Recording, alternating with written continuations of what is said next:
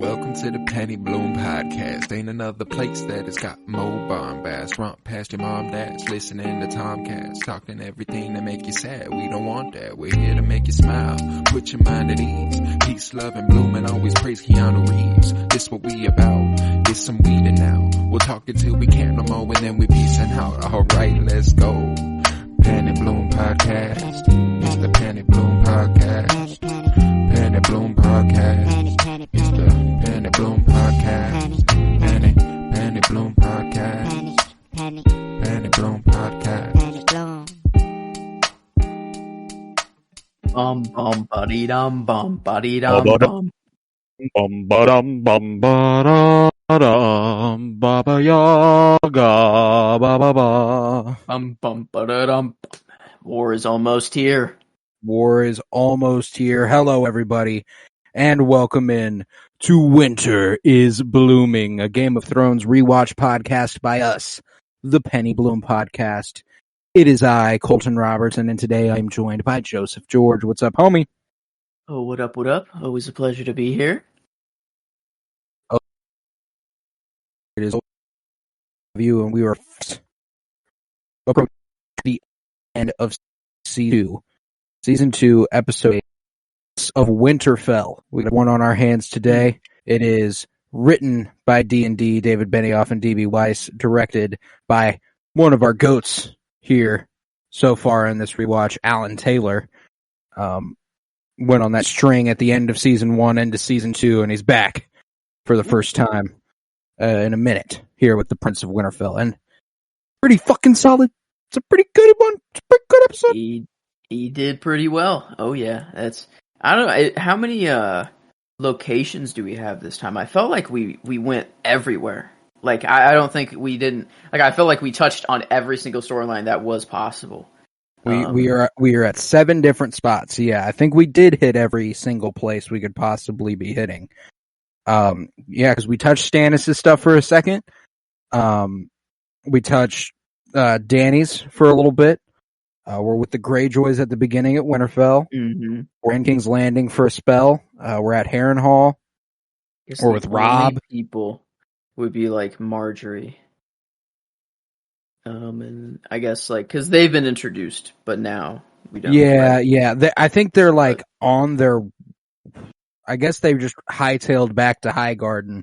I would say that like from that storyline, the part that matters is the fact that we got Brienne of Tarth back. Got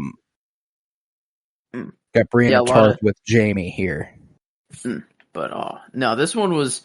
I guess it didn't really feel like a filler episode, really. And that's the thing is that like a filler episode for Thrones is already. Like just well above. It's a different level, yeah. But like this one, it's you can kind of classify it, I guess, as Thrones filler because not much happens over the span of the episode. But like a lot of just like cool things happen, like this episode. You know, like Jack and Hagar, like a lot of mystery, a lot of like things are set in motion. I get like the suspense is next episode they're about to rock your world, and that's the whole marketing for like the next on completely, and it makes so much sense after watching the episode. It's getting ready for Blackwater. You know, we're about to light this bitch up. We are indeed, and it's about to go brazy. You know that there's that little part where someone's like, "How many men do we have? Like, what do we have?" I think Varys asked it, and he's like, "Pig shit." And he looks at Bronn like knowingly. He's like, "You know, pig shit is code for wildfire, right?" Type beat. Mm. They all know. Like Varys knows. He has to know about that, right? Like, there's no way if Cersei knows that Varys doesn't know. I gotta think Varys. I would think that Varys knows there's a wildfire cache, but there's no way he knows how Tyrion intends on using it is more, and I don't think he even thinks Tyrion intends on using it. I just meant of the cache in general, just if he knows of the existence of it. I gotta think he does, especially since he was there during the rule of the Mad King. Like he's got to have some sort of True. clue in as to the production of it. He knows everything. That's why he's so dangerous. Well, it's part of why he's so dangerous. He also doesn't have a dick, so that helps. That's According true. to Cersei. Yeah. Mm-hmm.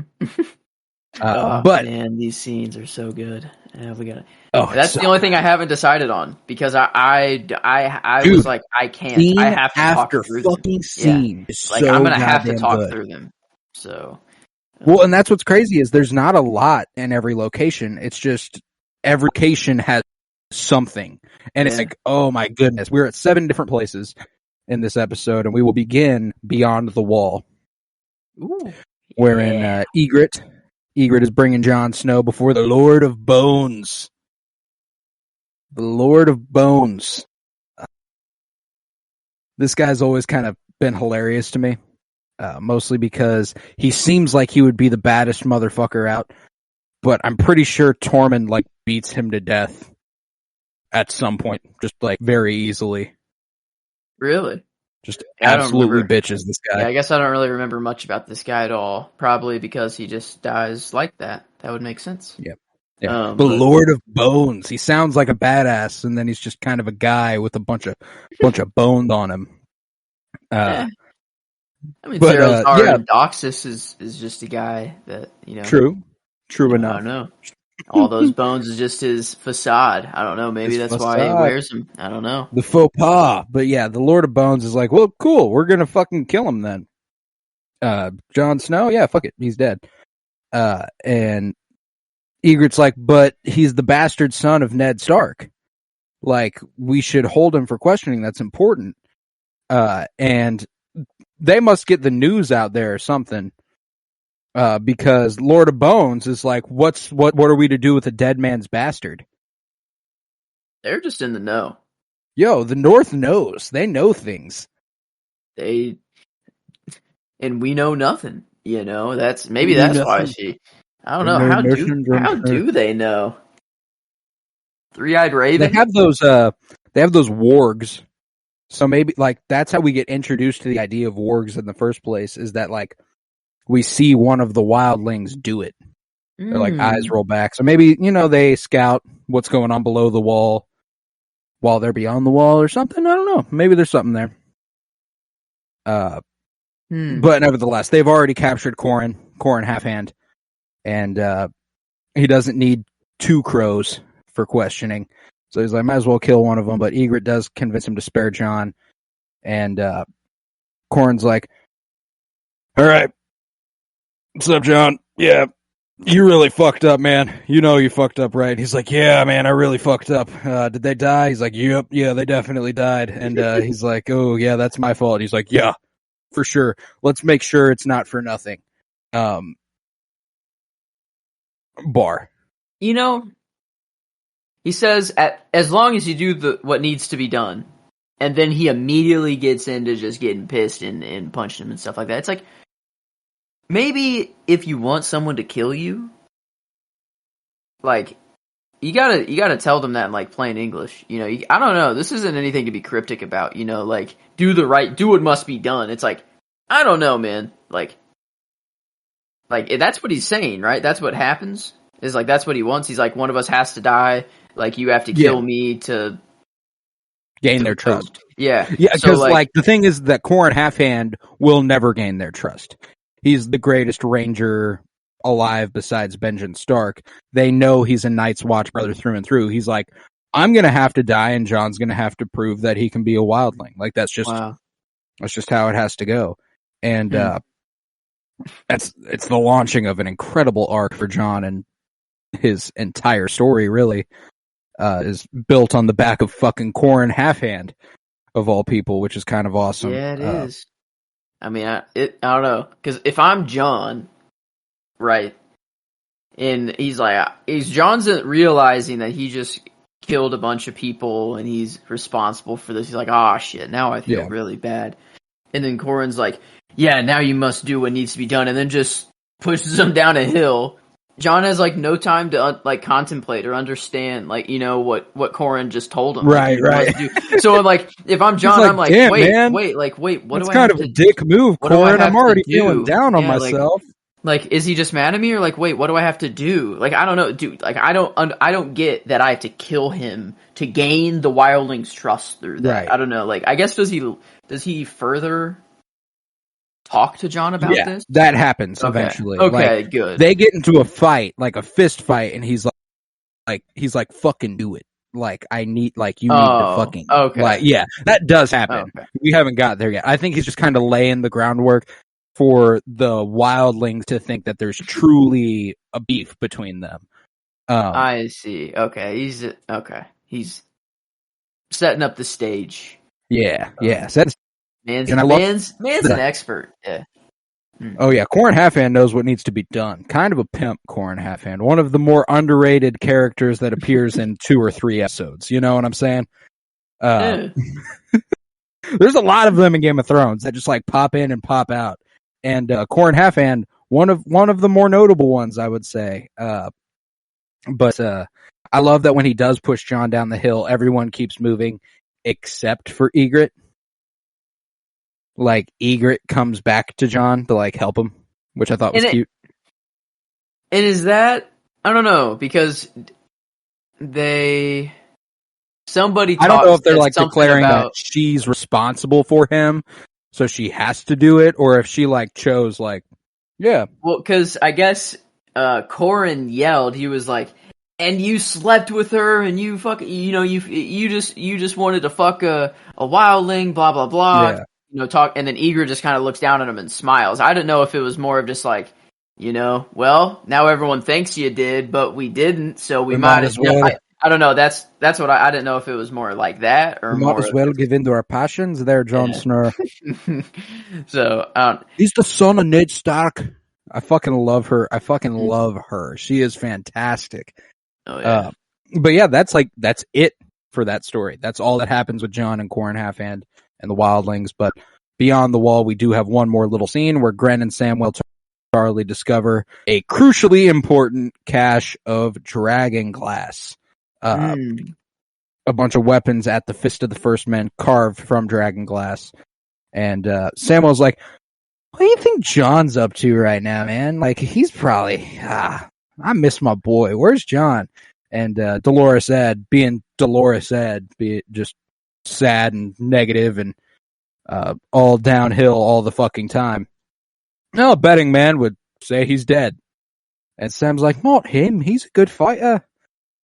One thing we need to watch for is how much better Samwell Tarly's teeth get over the course. Yeah, I know. I noticed that because I'm like, no chance his teeth are like this the whole time. They're not. They stop worrying about the accuracy of how shitty dude's teeth would be. Eventually, they're just like, fuck it. Nobody's paying attention to whether your teeth are rotted. You know what I'm saying? Like, cause his teeth are fucking ugly. Yeah, like, they're really it's so bad. noticeable. Like, it's so noticeable. I guess on rewatch it's more noticeable because he eventually has perfectly fine teeth. Yeah. Yeah, I don't know. That is weird. I guess they're just going for accuracy right now, though. That's what they're all about. So it makes sense. But they're building the world. Yes. But that does conclude the story Beyond the Wall. Like, it's a little bit. Because next we are in Karth. And this is one scene where Ser Jorah Mormont is advising Daenerys to go ahead and dip. Cut your losses. Sorry, dragons are gone. We got a ship that's ready to go to Astapor.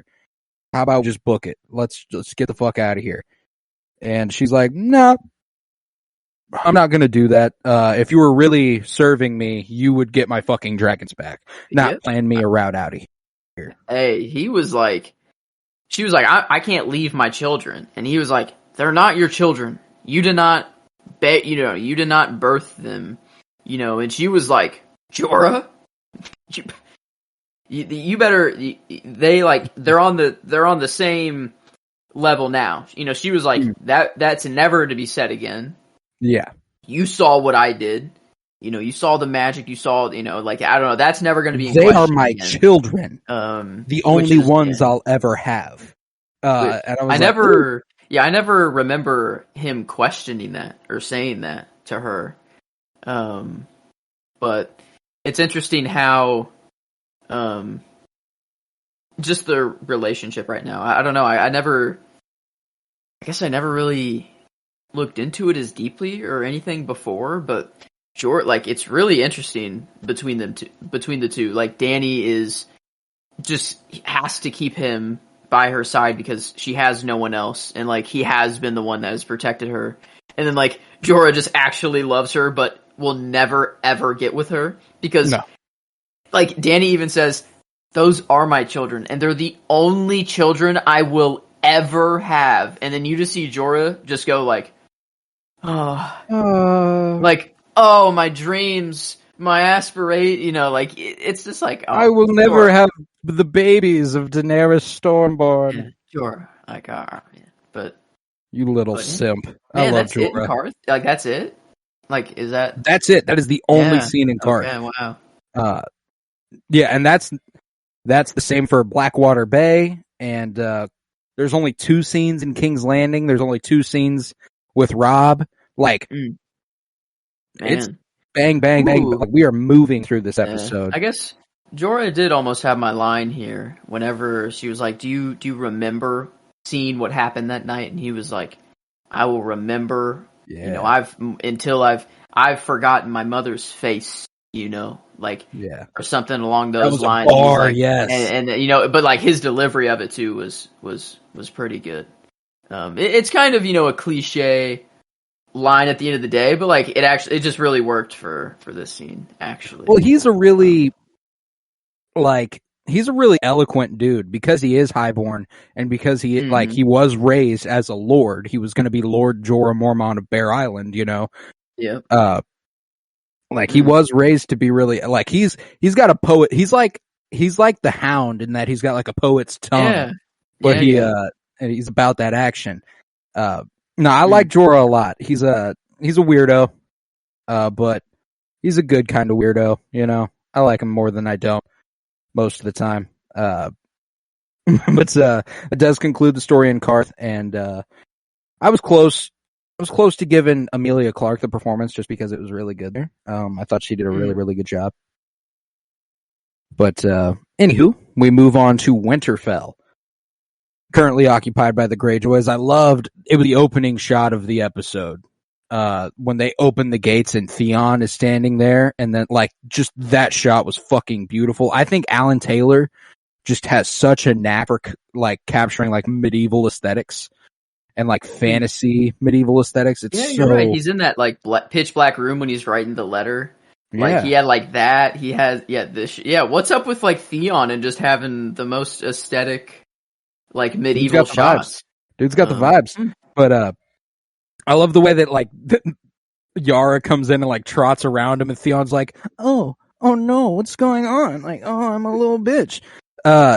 He gets so frightened. You could like Alfie Allen's acting is like he's like scared and confused, and I'm like, "What the fuck's going on here?" But you just took Winterfell. You're holding Winterfell, and like you're like, I don't know. The dude just like he says, you just got to play the game. It's all a game to him, and he's not playing it very well, like at all. If your sister's rolling up, you should just your sister's rolling up. Yeah, don't act intimidated, you little bitch. Theon. Yeah, man. I do like that this episode is like sandwiched by Winterfell. It starts in Winterfell and it ends in Winterfell, which is kind of cool. I didn't notice that, but I was really close to giving Yara my character, and I'm still debating. It could end up going to Yara for this interaction with Theon, where when they pull up and she's insistent, like, ooh, I didn't bring you enforcements. There's no fucking way we hold Winterfell. This was stupid, and you killed the little lords. That was even dumber. Like, we need to get the fuck out of here. You need to not die so far for the sea. And then, like, it was just the way that she's with the Ironborn, the reaving, the raping, their way of life, the iron, the iron price and stuff. And she's like, oh, who was the bigger threat to you, the 6-year-old or the cripple? You know, like, come on, dude, you killed a couple kids. And, Dang. Yeah. and then not only that, but to be like, to get real with him on like a personal level, like on a sibling level, to come to him and be like, you were a shit sibling. You were a fucking piece of shit as a baby, but goddamn did I love you. You're my little brother. You know, like, I do love you, and I don't want you to die so far from the sea. Come on home. And most like non-loving way to tell someone that you love them. You know, like, man, you were just one of the most annoying kids of all time. And one day you were crying so bad, I stood above you. I almost strangled you. That's what she said. I almost strangled you. I almost killed you. But you looked at me and you stopped screaming. And that's how I knew I loved you. But then, like, what happens if you didn't stop screaming there? Do you kill your brother there? You know, like, do you actually? You might be taking that just a bit too literally. No, I know. I know. But like, it's just, I love how just some characters have to say "I love you." I have to say "I love you." Yeah, in the show. Extremely. No, I forgot about that. That is a really good. I was going through the episode, going like, because this was the first scene, and I went. That has a really good chance of being my favorite scene of the episode. And then it got one-upped in the next one with Rob and Talisa, and then that got one-upped by whatever was next, and that one got one-upped by whatever was next, and I was like, holy shit, this episode is good.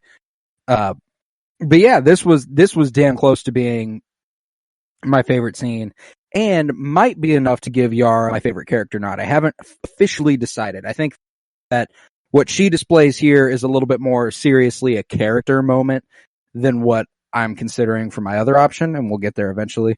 But I just really liked it. It was one of those times where you're officially like, oh, you know what?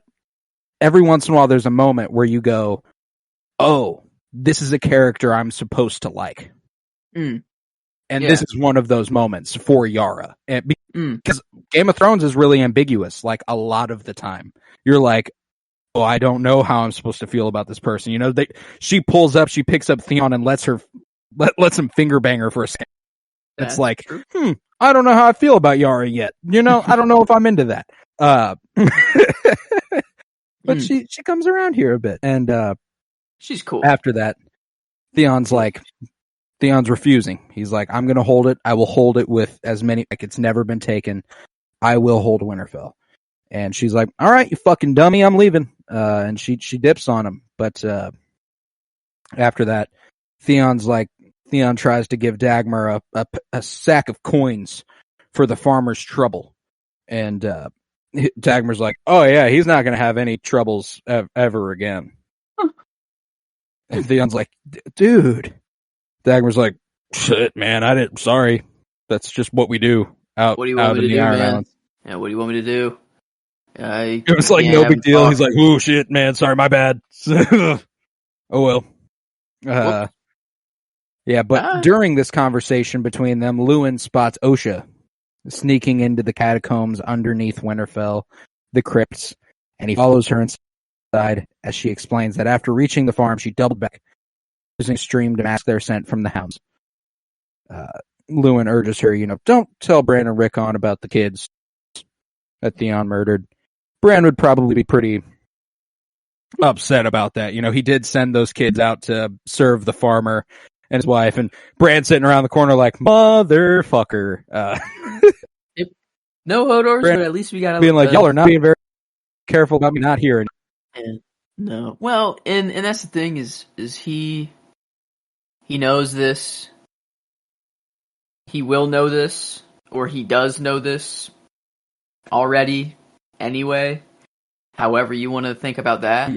And then, right. Like, I don't know. I love just seeing little sleepy Hodor in the corner, though.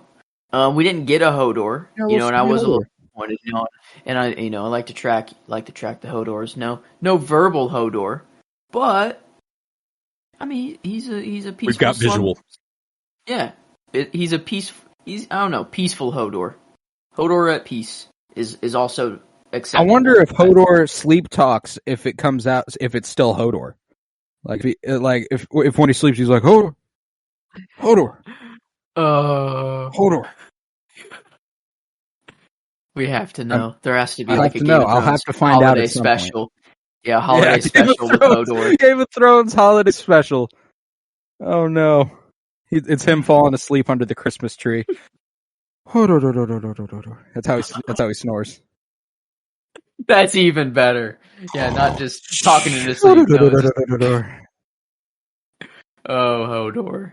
Oh man. No, Hodor. But One of the this is greatest where characters of all the time. title of the episode gains kind of a double meaning as Mhm.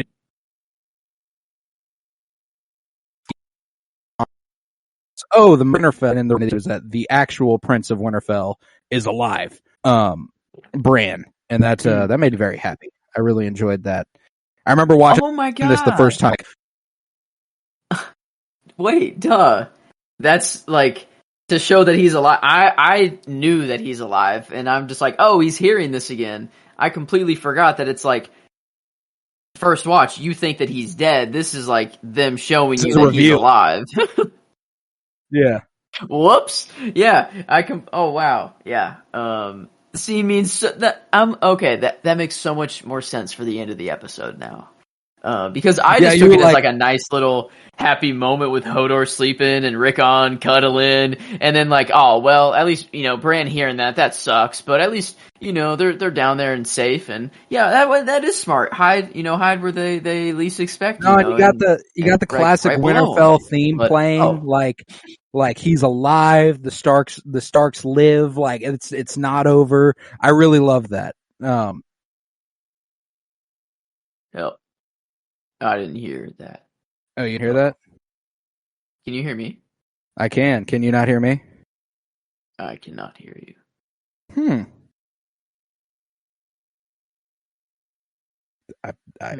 Can you see? Like, I can see you. Yeah, I can see you. Everything, what and it even fuck? like is lighting up green and everything when you're talking. Like I'm gonna. I think it's me. Honestly.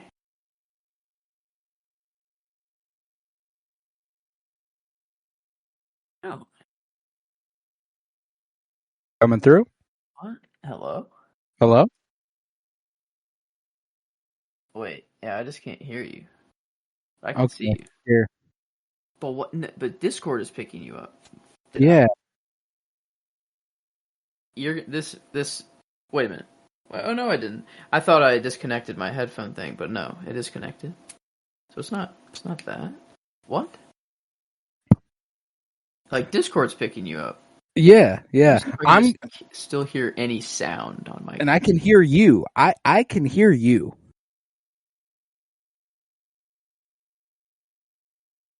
Yeah. What? Yeah. No, I still hear sound. What? All right. Oh, what? Hello. Wait. My back? Just heard you. Yeah. Can you hear me? Yeah. I have no idea what happened. I did nothing. I didn't either. I didn't fuck with anything. Am I heard? Yeah. Yeah? Okay. Fucking weird, huh? Yeah, no idea what happened there. Man, yeah, I looks really like it's been recording the whole time. I'll just go back and cut that out. I don't remember what I was talking. Were we? Oh, the reveal, was that kind of like it was like a reveal? Yeah. Yeah. I didn't realize that it was a reveal. Yeah, at the end. Yeah, no, yeah, because I remember watching it and being like the first time being like, oh, fuck yeah, like thank God. Yeah, they didn't kill the kid. Until the day I die. Yeah, he sucks, and at least they just didn't kill the kid. They pushed him out of the window. First episode? So they're not really afraid to do anything to a kid. They burnt two and hung him up in the front of the castle. I guess it's more of a Rickon straightforward example. Oh no, yeah, poor. He deserved it though. Ran in a straight line. Sorry. Sorry. Team me. No, but that does include storyline in Winterfell, and it would take us to Blackwater Bay. And at Blackwater Bay, it's just one quick little scene where we get the second of my two options for favorite character, and that's Davos. Yara is more of a serious, like, oh, she had a nice character. This is just, Davos is kind of fucking hilarious without trying. Whenever Stannis is like, this is actually the explanation. I was like, I gave a few weeks ago about how Stannis held Storm's End with 500 men, and then he passed him over and gave it to Renly. I forgot that we got this explanation in one scene in one episode, completely off the cuff, and he tells him, Stannis's like whole. Because I just viewed Stannis as kind of just like as like an angry sibling that like feels excluded, but like this really like shows like. He was for sure passed over. Yeah, like it's not just him. It's not just that he's pissed and like he's on a revenge whatever. I mean, no, he is actually pissed and he is on a revenge-filled journey. So, rightfully so, or I don't know, rightfully so, but at least more rightfully than I once thought before. I just loved the line where he's like explaining like my wife was so frail that she was like on the brink of death, and then you came with your onions, and he's like, I believe I brought some salted beef. I fucking loved it. He is funny, just effortlessly. That's just him. I believe I brought some salted beef. Isn't he like one of the people on the show that always was in the know of what was going on? Like, before the show, or like, I don't know, I felt like he was the one who knew, like, how it ended or something like that, before everyone else, for some reason. I don't know why. I don't know, I couldn't tell you. That'd be hilarious, though. I don't know if I'm confusing different things, but I could have sworn it's the actor of Davos that was, like, in the know. That, I don't know why. Like, it's Liam something, I feel like. Let's see. Liam Cunningham. Liam Cunningham. Very cool dude. Love that guy. But if I remember correctly, he's one of the few actors who actually read the books before portraying his character. Him, Kit Harington. And I feel like there was one or two others who like actually read the books completely before diving into their character. I can't remember who the other one was, though, off the top of my head. I think it was those two for sure, though. I love that this is the scene where Stannis tells him, yeah, man, you did a good job that time. I love that you don't hold any animosity in your heart for people who at you for taking the onion as your sigil. It's kind of an awesome fuck you to all them. That's dope. I really fuck with that. How would you like to be the hand of the king? And he's like, oh, you honor me, sir. And he's like, oh shit. And then Stannis just walks away. He's like, yeah, I suppose you'll be the first son of I can't remember what Davos' dad did. Crabber. Yeah. But I don't know. It makes sense. Like, Stannis chopped off this man's fingers, and he's still loyal, and he has been. He, helped him here, and he's like, has always been gay. Even was like, was the only one that went against the Red Woman, like, and gave advice. Was like, hey, you like, I don't know, like, seems that you're kind of following her a little too closely, and you're not making your own decisions, and I think he sees that, and he's like, yeah, I gotta have you by my side. Davos, he's just, isn't he? He stays through the whole time, right? Isn't he on the final? He ends up Master of Ships. That's right. Yeah, on Bran's he makes council. It all the way through. This man knows how to play the game. That man's a goodie. He's good at it, man. That does conclude the story in Blackwater Bay. They're gonna make landfall within the next day, I think. So like tomorrow, like the next episode is the next day. Like we are straight up. Oh yeah, yeah. War there. is a coming. They're there,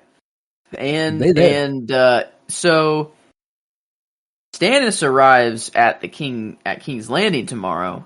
Does Renly, the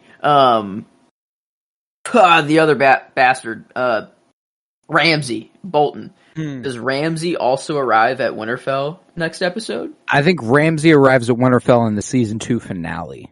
Okay. I think next episode is pretty dominated by the Blackwater and King's Landing stuff. That's right. That battle is a long battle. Because they have that's like our first full fight scene. That's we get those scenes of like Cersei sitting on the throne with Tommen ready to give him like a poison. Oh yeah. Oh dude. Oh, and Joffrey. Next episode is like crazy fucking good. Yeah, no. Next week the entire episode's in King's Landing. I just took a peek-see at the next episode breakdown, and there is one location, and it is King's Landing. Damn. Okay, wow. That's insane. Yeah, I mean, who next week now? I couldn't remember if there was anything spliced in with that. Who directed and wrote that one? Let's see. Blackwater. It's the title of the episode. Blackwater is written by George R.R. Martin himself and directed by Neil Marshall. Has he done any before? No, that is a new name. This is first. That's a new name. That will be his first episode that by chance at all worked on Lord of the Rings. I think it might be the Battle of the Bastards, of someone who worked on like one of the Lord of the Rings movies that did like that grand, I don't know, like a 40-minute battle in one of those movies or something like that. In Lord of the Rings, I still haven't really seen them, but I think like maybe it's either this, it might be Blackwater, or it's Battle of the Bastards. I think maybe that guy might have. I don't know if because I know the director of Battle of the Bastards off the top of my head. That's Miguel Sapochnik, and he did Battle of the Bastards. He did Battle at Winterfell. He did the King's Landing season 8 episode 5, The Bells. He did Hard Home, whenever Jon Snow faces down the White Walkers for the first time as they're at the end of season 5. He did like pretty much. He did The Winds of Winter when Cersei blows up the Sept. Like, he did every massive episode of the show. Okay. Yeah, that's... Okay. They know what they're doing. Yeah, I don't know. Because I remember, I guess, of next episode, like, I just remember the battle just being so cruel. And, like, we see everything happen. Like, the ladders going up. We see, like, guys climbing, getting, like, you know, rocks just thrown down. And then, like, or, like, oil... and like set on fire and then like or tar, you know, like I just remember so many like just nasty battle details. That makes sense now that it's like it's all King's Landing. We only see battle, and then like the down below with all the women and all that stuff. I forgot about that too. Wow. Okay. But I don't know that like. Are we in King's Landing now? Is that where we're? Yeah, that's our next spot. Now? That's our next spot. It is Tyrion planning the defense of King's Landing. I love this. This was one of the funniest scenes in the entire fucking episode. Bronn cleaning his nails with his knife. Do you have to do that here? He's like, I like my nails clean. Do you have to do that here? He's like, fucking all right. Then he just sits there and stares at him for a while. He's like, must you stare at me? He's like, can't clean my nails, can't look at you. What the fuck am I supposed to do? And he's like, I don't know, help me plan the defense of the city, dude, like that. And he's like, oh, and the answer's in here, in one of these books. And he's like, oh yeah, check this out. The Great Sieges of Westeros by Chevaltish. And Bronn corrects him, it's Chevaltish. And he's like, okay. And then Varys walks in and he's like, the Great Sieges of Westeros. It is great that the Maester Chevailithin. And then like Tyrion like looks at Bronn and is like, see, we were both wrong. Like just the subtle, small little things, fucking incredible. It was pretty in good. This. Yeah. Like and then very compliments. No, I was gonna say like even Tyrion is like, hey, can you just wear the gold cloak, man? You know, like you're leading the Night's Watch. Like, can you just wear the gold cloak? Like, just wear it. And he's like, no. And I'll be seen. I'll pop out. I'll be seen in the middle. And he's like, that's the point. You're supposed to stand out. And, you know, or whatever. And I just, so funny to also think, like, as I was watching it, I was like, not only are these two, like, homies, like, they're friends, you know, they hang out pretty frequently. It's funny to think that these are two of the most powerful people in King's Landing at the moment. Yep. Like, and Bronn, just because he was his champion up at the Vale, like, is now Bronn is the commander of the City Watch. Like, that's an important position. That's right. I said, Night's Watch. What am I talking about? I didn't even catch that. The City Watch. But his climb was. He's still got places to go. He's got a castle to get to. Eventually. Yeah, right. So dude's living. I'm pretty sure he ends up being like the master of coin for the realm on Bran's small council at the end. Actually? Yeah. I think, yeah. Wow. Nuts. I think it's just that came with his, like, castle, right? Like, yeah, I think so. Is that how it happened? Like, or like, just that lord was, so like, or... I'm not sure, but, because he's never Master of Coin until the last scene, whenever we see them together. Like, that's when he becomes Master of Coin. Oh, he's actually there at the end. Like, he's in the small council room with Tyrion, Davos, Brienne. Like, he's there vibing. Bronn. Wow. Bronn and Davos, baby. All three of those people in this episode too, Bronn, Davos, and Brienne, all end up on the small council, all in this episode. Very cool stuff. There? Brienne is the head of the Kingsguard. That's sick. Yeah, that's wow.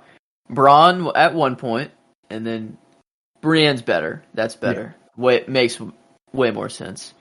Well, she's the head of the Kingsguard, like the 7 knights who protect the king directly. Oh, not the City Watch. Oh, they are separate. They are separate. That is right. They are separate. Yeah, the Kingsguard. Like, that's like he's a whole other level. Barristan Selmy, right? That's yes, that's Selmy. like, and then the Hound right now. But gotcha. Yeah. That's right. Okay. That always confused me too. The hierarchy of everything and the different, or just the names of different things. All the different shit. But, it's a lot. But fantastic scene here where they end up alluding to the fact that Tyrion does have something of a plan, and it does involve wildfire, as we know. But then next we see King Joffrey, full fucking idiocy. I'll give him a red smile from ear to ear. And Tyrion and Varys standing there, Tyrion going, oh, and the realm quivered with fear. Like, But before that, he's like, no, we need to send X amount of men to Winterfell right now, or we need to attack, or something like that. And he's like, you know that Stannis is like almost here. You know the men right here are setting up for siege, right? He's like, do you know what's going on? Well, if Stannis comes here, I'll greet him. Yeah, I'll go out there. I'll greet him right there. I'll give him that red smile. Like, okay, dude, we would love to see. I would love to see you fight Stannis, buddy. Oh my god, dude. I think Stannis doesn't even go out. I think he just gets pelted by arrows. Like, if Joffrey's just out out there, he just gets absolutely just they all unleash at once. I don't know. I don't know what death I would rather want. Just that immediate, just get him out of here, or like actually him, choke. It'd have been pretty fucking funny if they just like unceremoniously just off. Like he just gets absolutely wrecked. It would have been very funny. I would have really. They had to make the most hated character in all of television, though. They had that to accomplish. So they had to. He's already pretty hated, but man, he somehow gets even worse. He gets a lot worse. He gets a lot worse. But this next scene brings us my favorite performance of the episode, and it is Lena Headey as Cersei Lannister once again. It's the third time in season 2 for me that she's gotten the performance nod. Yeah. Because she is just fucking electric. She is in one scene. And this whole fucking time where she's like, he shouldn't fight. He's not good enough for that. And it, he can't fight. And Tyrion's like, he needs to be out there though. Like the men will actually fight if they see their king there. And she's like, the way that she stands there and then she smiles. And then Tyrion's like, what the fuck are you smiling at? That's not good. Just everything she does from the moment she smiles on, I'm glued to the fucking screen. Like, she doesn't do anything that's overwhelmingly emotional, she's not crying, she's not yelling. It's the fact that she plays this coolly composed evil so fucking good. Whenever she's like, I have your whore. And on the other side, you could have easily given Peter Dinklage the performance nod for his performance on the... It was close. Every time they act off of each other, it's fucking incredible. Yeah. It was close. He's getting my character nod for this episode, and he's not done. That's the thing. He's not done in this episode. It is because of all of this, and this one is very strong because he kind of goes Moff Gideon on Cersei here a little bit. You have something I want. Yeah, I don't know. He repeats, I almost went for that for my line. Actually, I did go for that for my line. Actually, yeah. I did. But I guess, I like the build up, though, actually, of, because even it got me this time again. I'm like, wait a minute. Did they actually get Shay? I'm like, wait, is this Shay? Right. I actually kind of thought for a second. And Cersei, I was getting kind of scared. And I'm like, oh, fuck.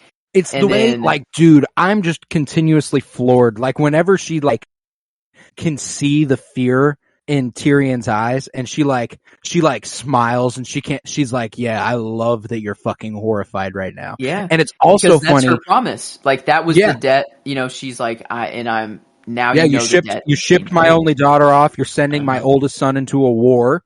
I got your whore. What's up? And it's so funny because she's also wrong. Yep. So she doesn't know it. Her cockiness, her smile, everything it's automatically even funnier because of that. And Roz, what a fucking real one. Yeah.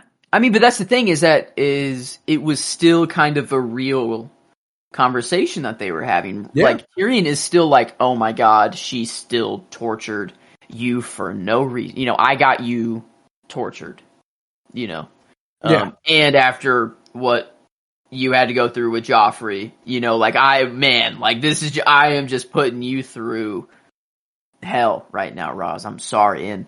But Roz is a real one for not going, I'm not his whore. Yeah. No, I'm not the one you're looking for. She's smart. She's very smart. And I don't know. Does Tyrion end up helping her?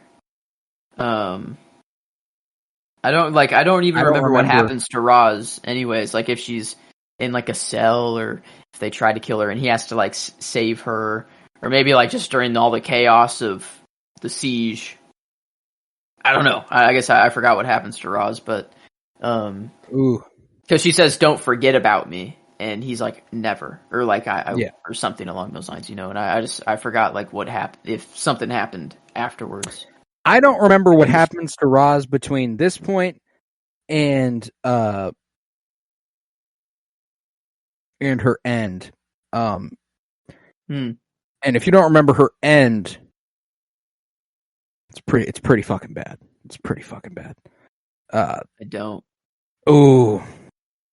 Is it Joffrey and crossbow related, or is that that's already happened? It is again? Wrong. Again? That hasn't happened yet. Well, he already had his crossbow, and he was pointed at them and making them. But, this time, it happens again. No, he sticks her to a wall with crossbow. And he, just lip bolts. Pretty disturbing. Pretty disturbing stuff happens to Roz later. I thought so. I remembered a crossbow being involved. Ooh. Yeah. I don't remember what happens between now and then, though. I know she has one conversation with Shay at some point, where they're like, well, we have like a lot in common. It's like a mutual admirance where Shay's working for Tyrion, Roz is working for Littlefinger. They're both like, we were whores and now look at us. Yeah. Like, look at where we are. Look at what we're doing. Like, pretty cool little character journey. It's just sad that they both come to pretty devastating ends. But no, my line has to be the Tyrion. Well, I guess Moff Gideon kind of went Tyrion. Or Din went... it's not Tyrion went Moff Gideon. Or, what? You know what I mean. No, you know I what I'm trying to say. Like, this came first. But whenever Tyrion says, I will hurt you for this. A day will come when you think you're safe and happy, and your joy will turn to ashes in your mouth. And you know the debt is paid. And it's like, they said, and then I don't know, they said the words, and it's like your siblings, and it's like, oh, I don't know, like you did your thing. I don't know. It's like, it's cool. It's nerdy. I don't know. But it's like, I love it. Yeah, I love that type of stuff. No, it was very close to being my line as well, just because that was such a bar. And because he had to act like it was Shay, Yeah. And he's like, that's what he would say if it was Shay, and he had to like come up and act sad, mad, and all of that in one. And like, man, he almost got the performance, and that just goes to show. The next scene when he runs up to his room and he yells, "Shay!" like, yo, are you fucking here? Man, you know how I've been I knew you were going to talk about this. Yes, I had the same exact thought. Oh my god. I'm like, I'm glad I've been focusing on it, because like, I wonder if it happens a lot more, because this is like the first time he's ever been below. Like ever since he's became the Hand, and I don't know, he's never really been below at all, unless he's been like the. We've never got so specifically, his neck craned up, him looking up at the camera. I mean, it was, when I saw it, I was just like, oh my god, this show's so beautiful, like, and that's it. Just like things like that. He's vulnerable. She is his weakness. He's just visually telling us that through that choice alone is incredible. She had no idea what happened at all. Nope.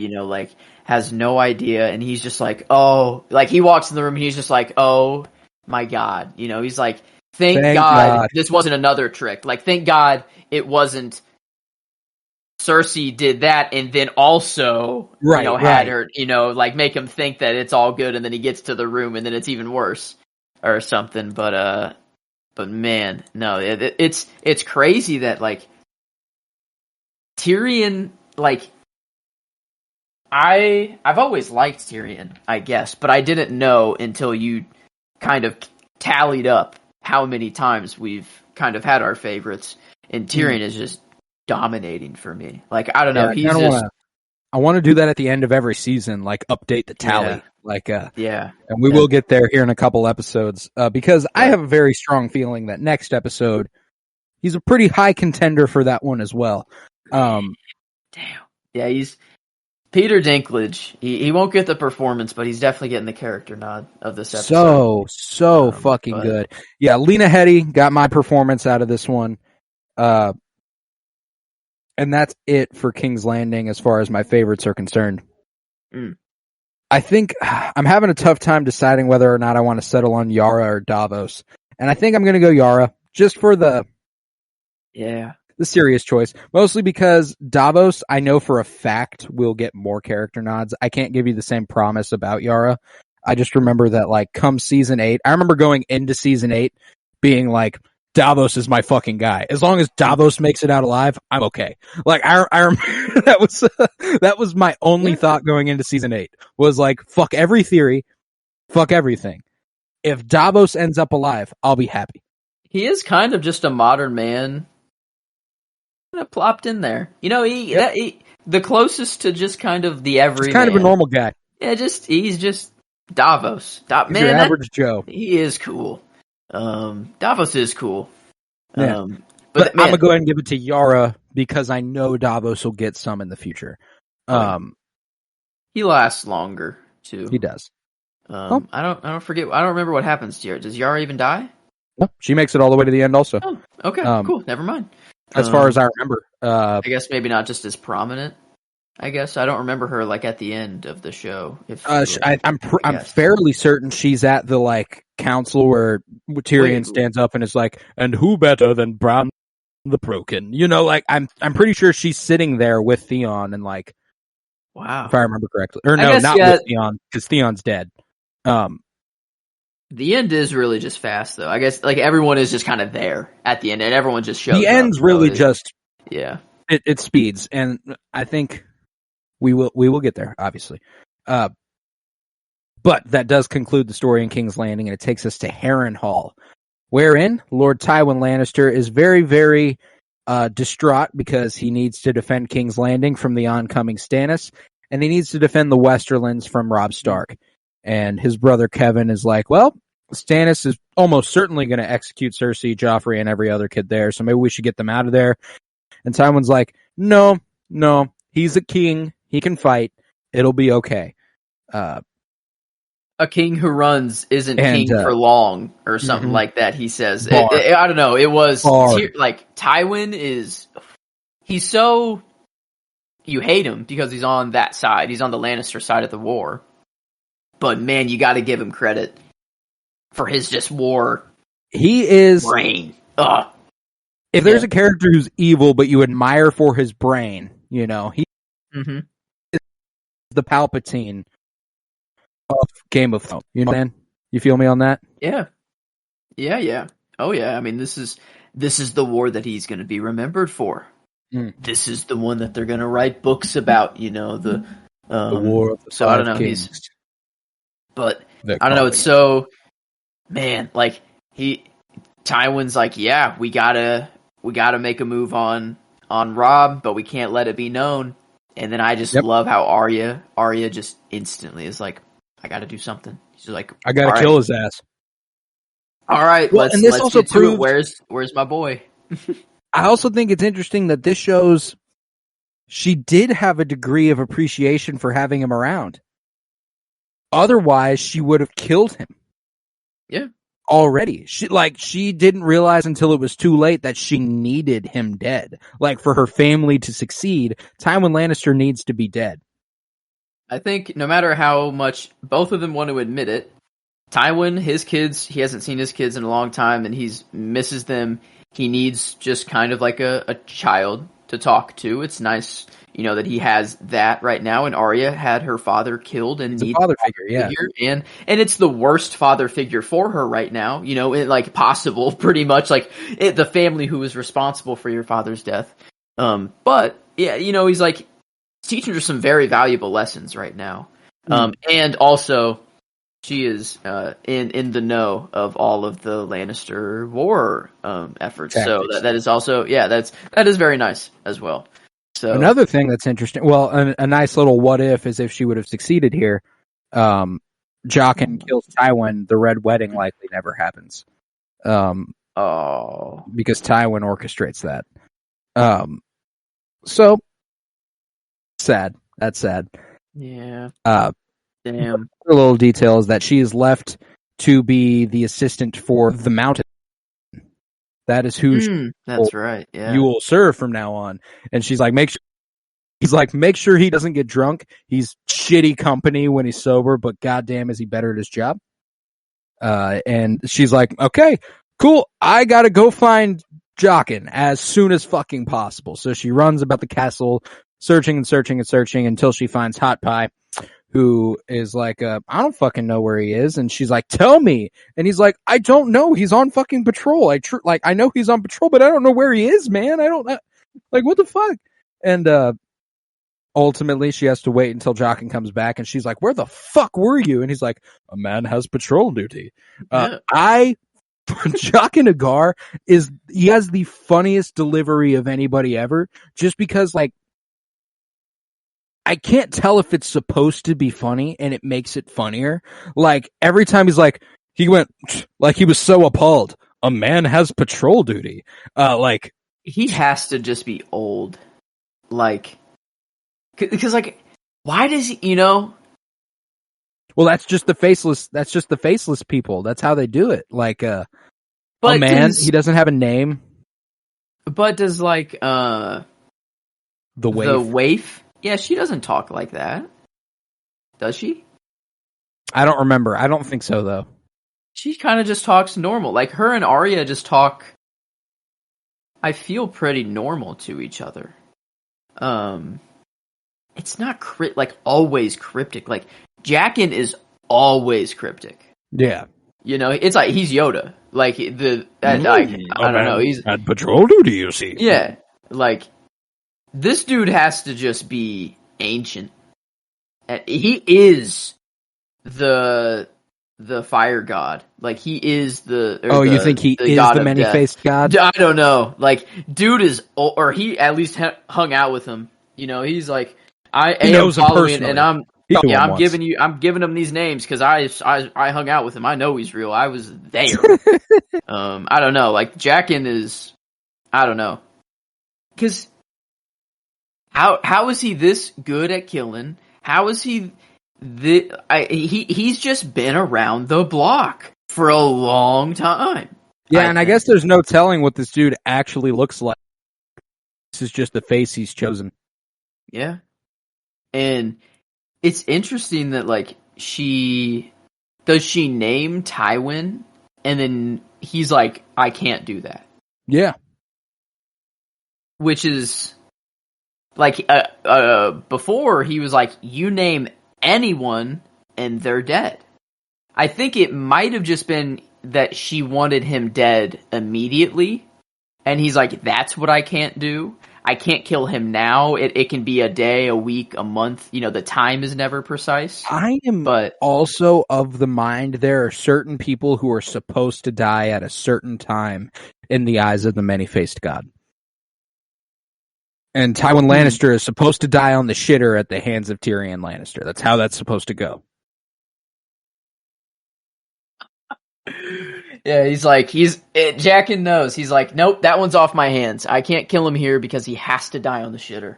He's like, sorry, Arya. He's got a lot to do. He's got a lot more things to do.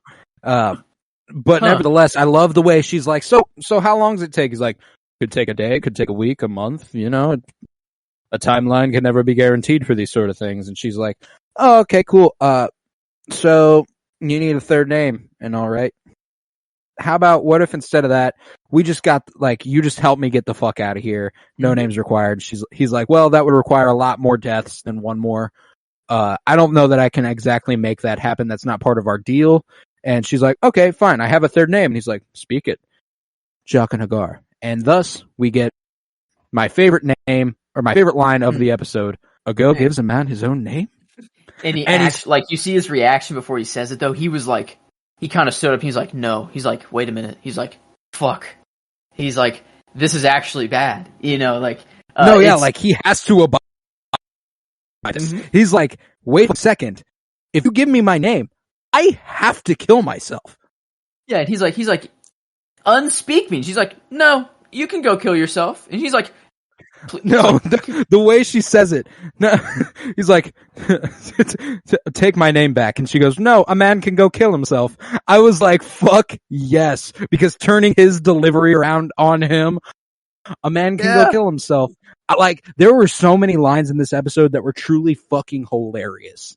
And, a girl gives a man his own name. It's only funny in this show. Like, it doesn't make sense. Like, unless you watch the show, you can't really take this out of context. No. I don't know. It's like, it's so weird, but man, Jaqen and Arya are just, they're like, this is, I remember on my first watch, I wanted anything more of Jaqen. I'm like, this dude is so mysterious and cool. And I'm like, what gives this man, how does he do what he does? I want to know everything about Jaqen. And I don't know how I don't know how he did this, or I don't know how they know. He's different. He's Jaqen Hagar. She's like, she's down there. He's like, all right, shit, I guess you'll walk out the door at midnight and that'll be it. All right. And she's like, okay, cool. But then at midnight, she's with Gendry and she's with Hot Pie, and she's like, "We gotta go, man. I told Jock and that we would be getting out at midnight. He said he'd do that." And they're like, "That seems. Look at everybody. That seems so dumb." And the closer they get, they realize the guards have all been killed in a way to make them look like they're still in position, which is a whole other level of like, how the fuck did he manage this? Dude's different. I guess, yeah, just silently. This had to be more of like an Assassin's Creed mission, slowly just right.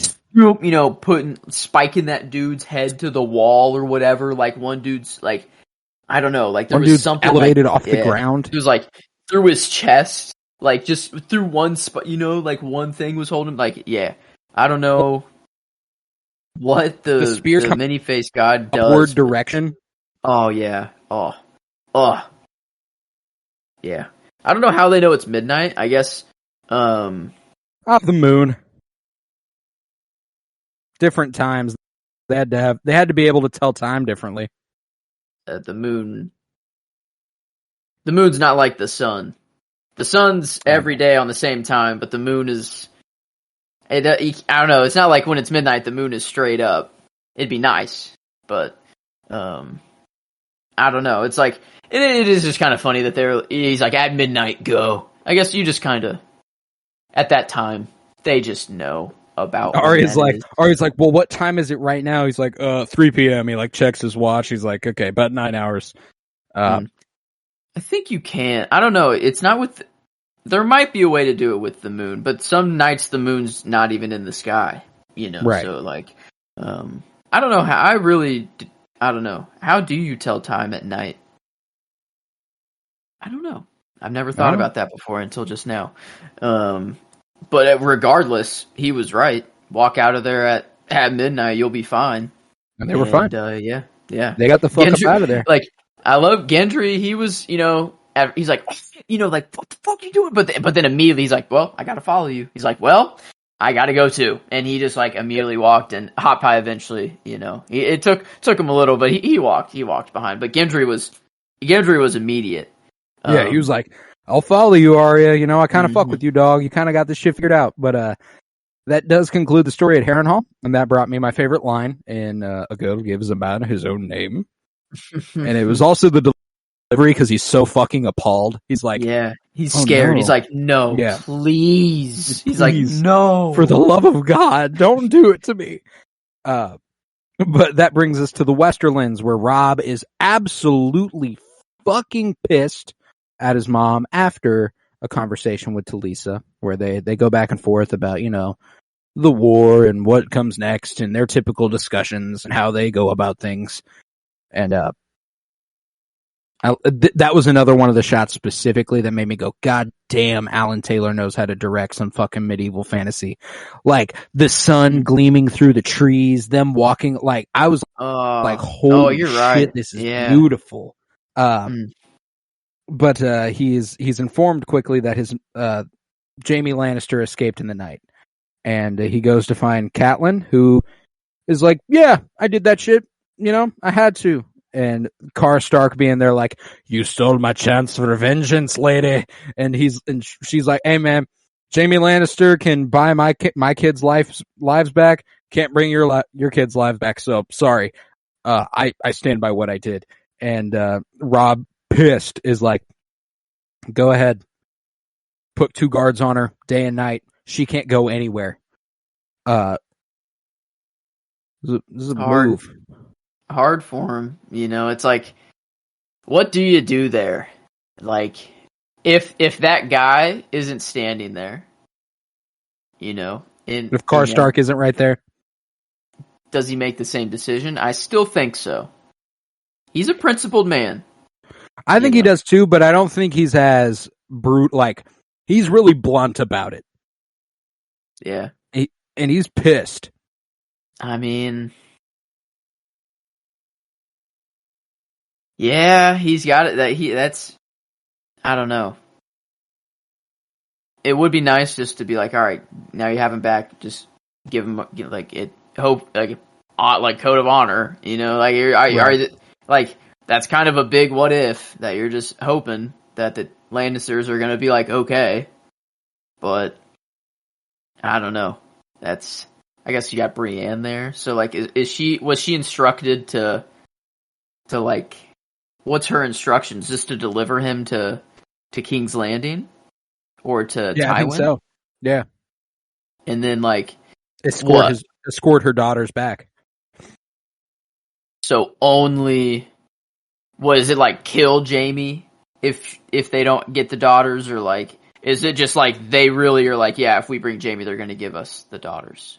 Like, yeah, I think that it's a really trusting deal, this sort of thing. Wow. Okay. Yeah, I don't know. I don't know if I can stand behind Kat on this one. I don't know. No, it's a Hail Mary. I think she's just like, I have no choice. Like I think she's just a mother, you know, like there's no way to possibly understand this unless you are a mom.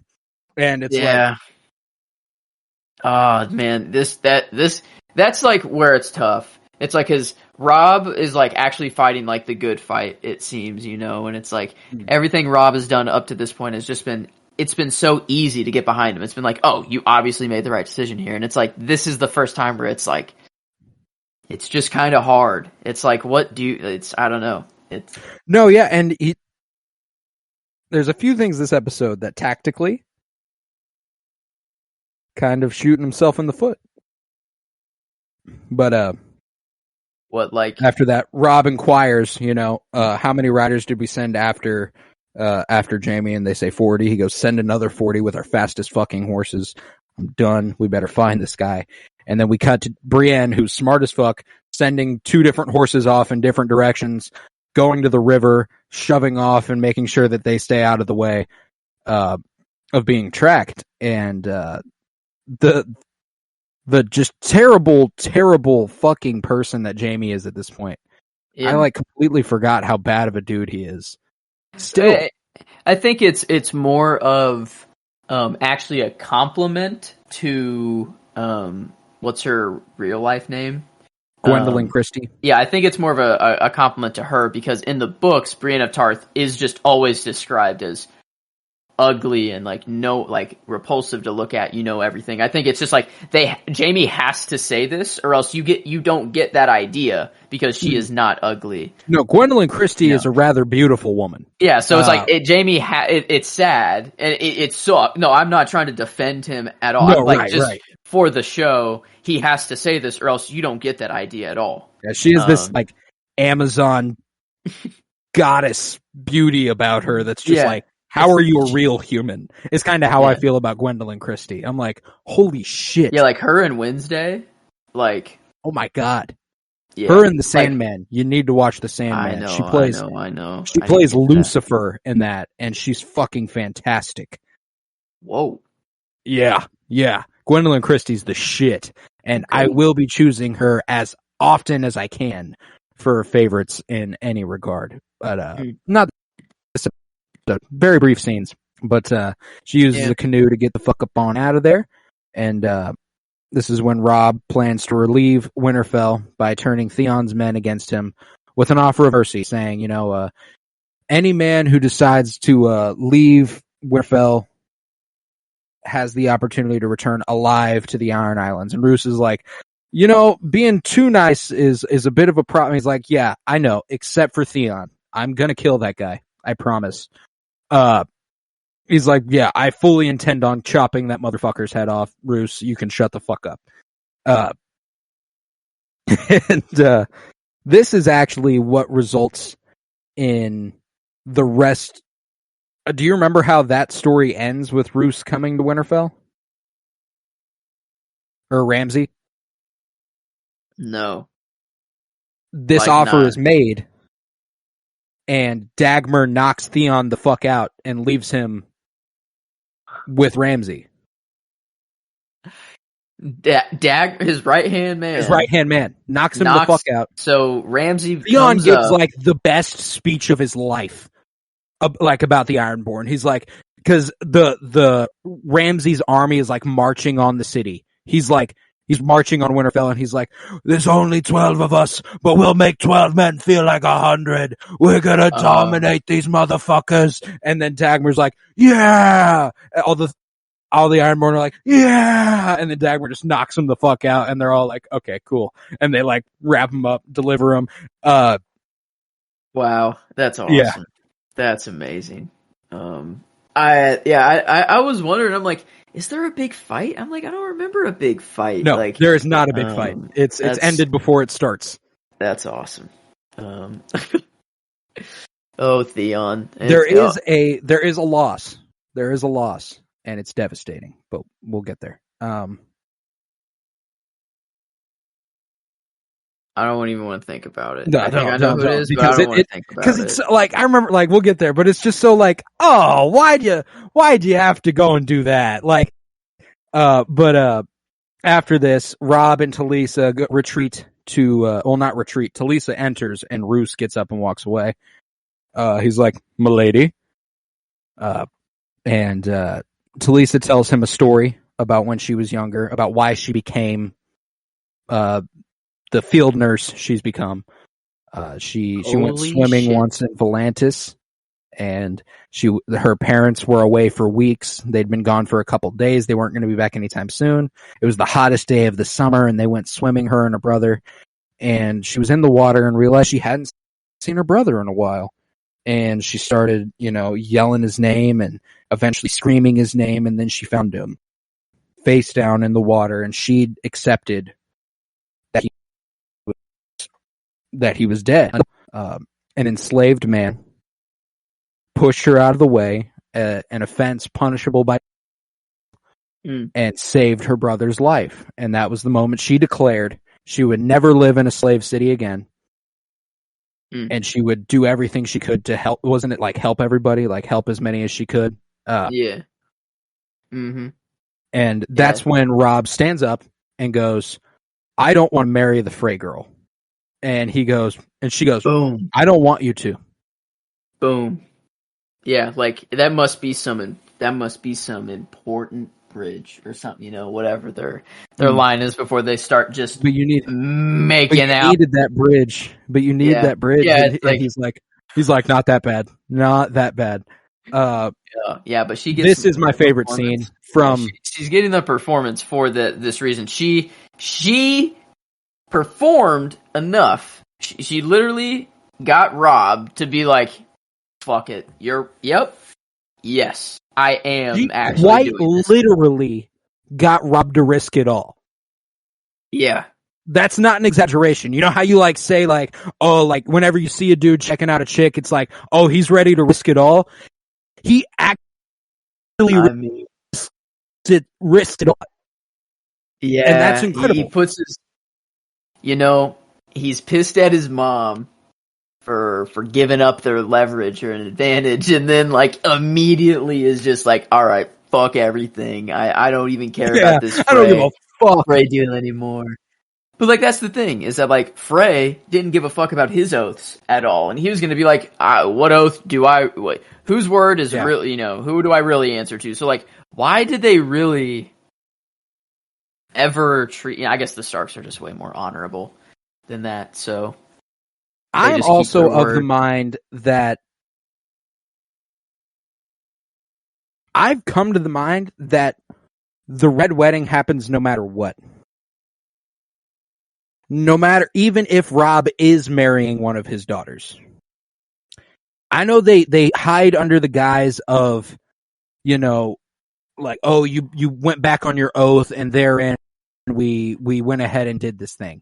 The thing that makes Frey do it is that he's now in favor of the Lannisters who hold the throne. Fuck the king in the north if you've got Lannister money at your back. Yeah, that's true. Yeah, I think it happens. No matter what. I think it happens no matter what. So now I feel like I used to go like, damn, Rob, you really fucked up. But now I'm almost like, you might as well have, you know? At least he had some sort of happiness before he went. Right. At least they had some future that they were looking forward to. This actually, like, for the first time in a few, it made me tear up. Like I was, like as soon as, cause I'm a sucker for like the gooey romantic stuff. And it's like, as soon as he was yeah. I don't want to marry the Frey girl. And she was like, and like immediately, no hesitation, I don't want you to marry her. Like, I was like, oh. And then the fact that this interaction creates the baby, I believe. Probably. Devastating. I'd say so, yeah. If not, I mean, this is at least, they broke the seal. They're doing it again, you know, this is... Yeah, I doubt this is the only time they do the deed. Yeah. It happens. We know it happens, at least, you know. There is a baby in there, eventually. Sadly. Man, it almost would... Well, I don't know. It's like, they had a future with the baby. They at least both thought of themselves growing old and having the baby and raising it and everything. If that baby isn't a thing, maybe they don't think that, you know, and they don't have that thought of the, you know, I don't know. Is it better that there's a baby there or not? You know, it's like, I don't know. Like, it, obviously for the baby, I think there's, if the baby is killed, it's probably less good that the baby was there. God, it's just that episode's just and that so was like bad. Part of it, that's what makes this so enriching on a rewatch. Like them giving in, it was so bittersweet, you know, like it was so like, I was so happy to see it, but I was also like, God damn, y'all are both gonna fucking die and it's gonna wreck me. Again, now I'm just gonna view it. Yeah, I'm just gonna view it through the lens of like, now it's at least he's happy until he dies. Not exactly. Like, well, not that I think I might just be kind of coping. I might be rationalizing a little bit too hard there. Yeah. But that's my headcanon now, is it would have happened no matter what. It would have, right? It would have. Yeah, the's no saving it. You're right. Yeah, so that's the only way that we can move on. Okay, die happy. But man, did we give out all the favorites? Because that's the end. That's where we're capping the end. The okay, wow. Okay, I think my scene. That's the only thing I haven't selected yet. I did say right. I don't know if she is getting my performance. Una, is it Una? Is that how it's pronounced? Una Chaplin. Yeah. Is it like the Chaplin? Like, am I crazy in thinking that? Like Charlie Chaplin? Like Charlie? Like a descendant of, you know, like is she just, is it in her blood? I don't know. Let's see. I'm gonna look into it. But man, the scenes I was going back and forth between was this one. Holy fucking shit! Yeah, she's the granddaughter of Charlie Chaplin. Wait, no way. I was just joking. Yeah. No, yeah, legit. Wait, it's in her blood. It is. Yeah, she is legitimately the granddaughter of Charlie. This is a next level nepo baby right here. Wow. Oh my god. Okay. Wow. Well, I'm glad at least because it was your scene, right? You chose them too. Yeah, it was. Okay, scene. Perfect. So I think I will go with Varys and Tyrion looking out at Blackwater Bay in their conversation. Yes. And you're quite good at it. Yeah, and it's like it's after Tyrion and Cersei have their interaction, and it's, you know, Tyrion has that kind of clap back, and he visits, you know, so it's like, man, Tyrion, you're killing it, and then it's like, you know, he asks Varys, he's like, what do you want? You know, what do you really want? And he's like, well, you're gonna have to go first, or whatever. You know, that's Varys he's too good at this, you know, he's too good at his job, to let his secrets out. They're incredible, dude. That was a great scene. That was a fantastic Tyrion's scene. Like, I liked his headspace of like, I never thought of me being the hand. You know, I was given he was in charge of like the piping or whatever. He's like, the water never flowed better. You know, he was proud of it still, you know, and he's like, but now that I'm hand of the king, he's like, I like it. And then Varys is like, well, you are doing it very well. And he's like, Jon Arryn and Ned Stark, great men, whatever, shit hand of the king. You know, you know what you're doing. And like, if someone has the Varys seal of approval, I don't know. That's You're doing pretty good. Yeah. So I think I just really it was like the ultimate scene of Tyrion. It was after everything he already did. Maybe it wasn't just that scene itself that was like his strongest, but I just really liked it. It gave a good insight into his thinking. I loved it, dude. Where he was like, "You play the game," and he's like, "Yes," and I quite enjoy it. I never thought I would. You know, like he's like, "I'm pretty fucking good at it," and I'm like, it's if push ever comes to shove, because he goes, "Hey man, Daenerys Stormborn's alive, and she's over in Westeros with three fucking dragons." And this is immediate, like this conversation. This conversation is what makes Varys know he can come to Tyrion eventually and go, "Let's go that way." Oh my God, you're right. And he's like, because he at first is like, well, one game at a time. Like he's like, well, let's focus on one thing at a time, because he doesn't dismiss Dany. He's like that will be a threat. He's not like, oh, for a Dany, 3 dragons, they're whatever. He's like, that will be a threat. It's not a threat right now.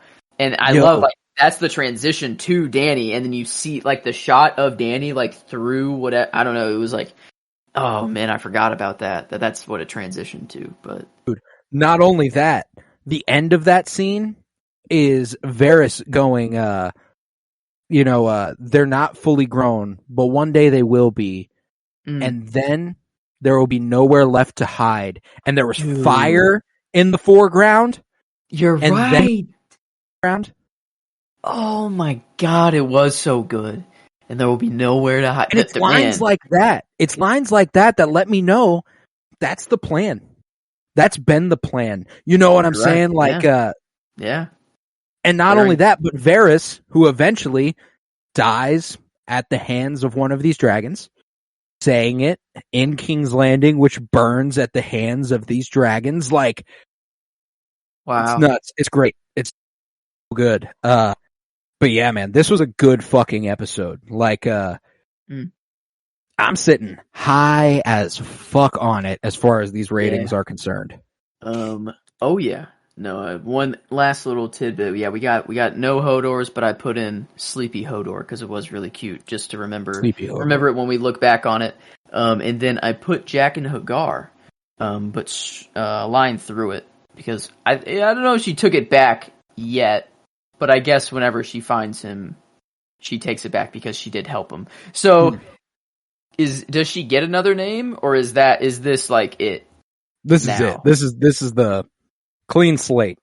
Yeah, okay. So, like, she was like, if you help me, then that's the third name? Or, like, because I thought the deal was, if you help me, then I'll unname you. Oh, that's a good point. So I didn't remember if there was another person that she named afterwards, or if... But they do see each other. They do see each other in the finale. Yeah, and, like, he gives her the coin, right? Gives her the coin.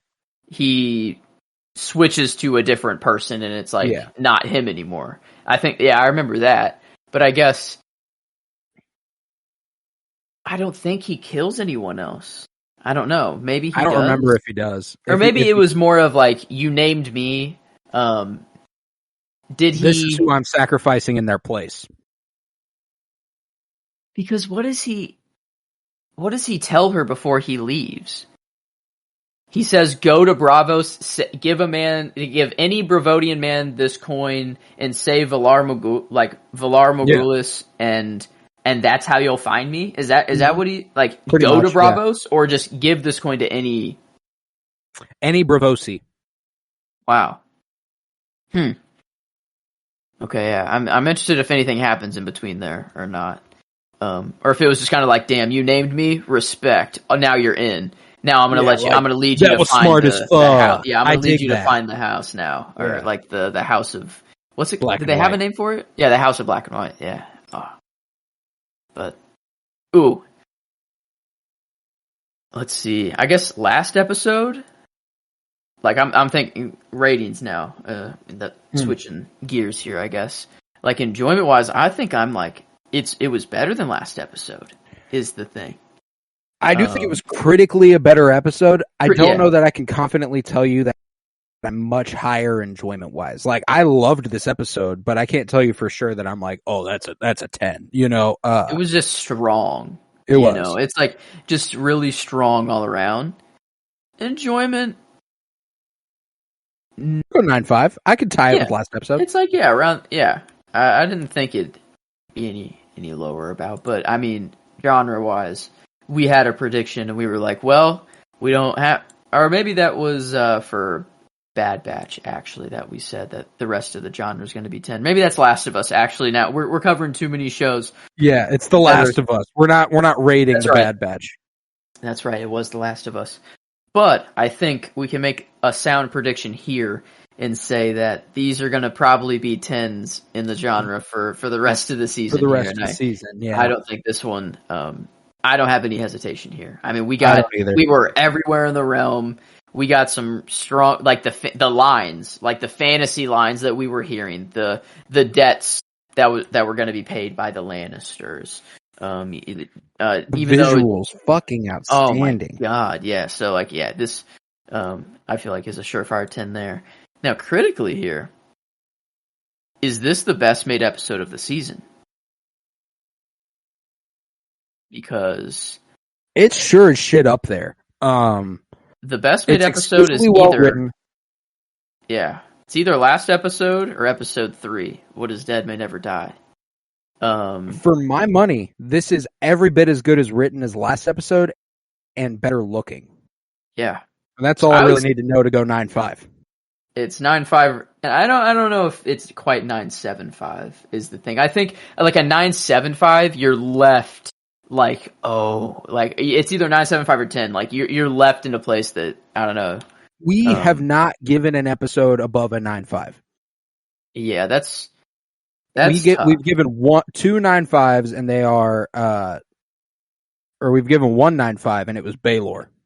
Yeah, I mean 9.75. That's basically perfect. I mean you had to just do like the smallest thing wrong, and that's it. But I mean that shakes this episode out to a 9.67, which ties it with episode 6, The Old Gods and the New. And let's see. So I guess wherever that episode, we're getting a lot. That makes sense. A lot of these are going to start tying, and they're a lot of them are just going to be up there. It's a bunch of really good TV. Basically a 97% here, which makes sense.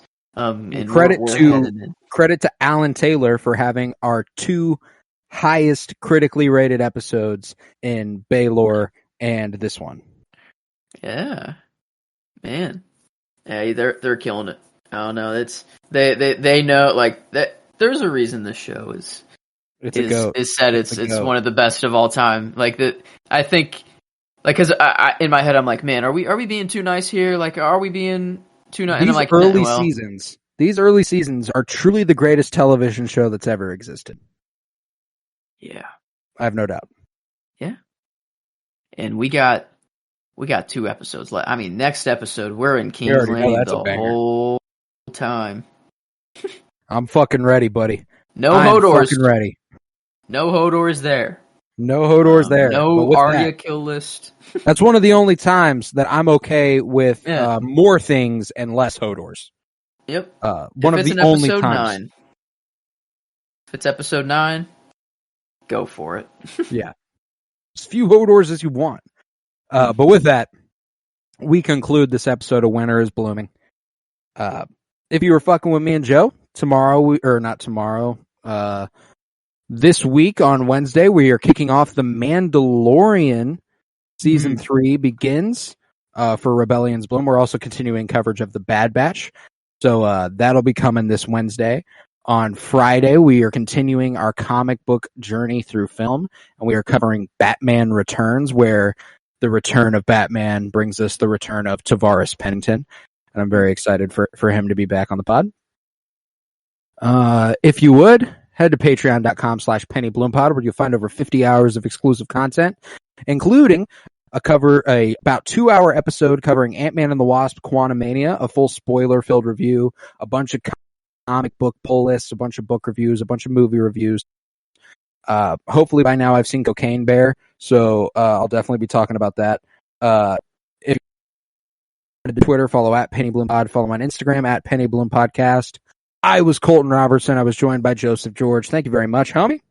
Oh, thank you for having me. It's always a pleasure to be here. Oh, and it is always a pleasure to have you. And remember, peace, love, and bloom. And where is the god of tits and wine?